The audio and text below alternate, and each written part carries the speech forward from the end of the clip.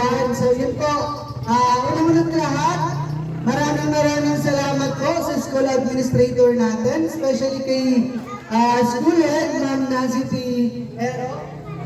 Pero yun at sa mga teachers po na nandito ngayon, maraming salamat po sa mainit na pagtanggap sa aming grupo sa inyong paaralan. Sa mga bata, maraming salamat dahil nandito kayo ngayong araw para samahan kami magpaabot sa inyo ng mga kagamitan na pwede nyo magamit sa pag-aaral. Sa lahat ng volunteers, maraming salamat sa inyo. Dahil sa inyo, naging possible yung activity natin today. Marami na naman tayong matutulungan at mapapasayang mga bata. Sa mga sponsor natin, sa mga nag-donate, maraming salamat. Hindi ko na po kayo isa-isahin. Si Lord naman yung nakakakita sa mga ginagawa ninyo. So yun,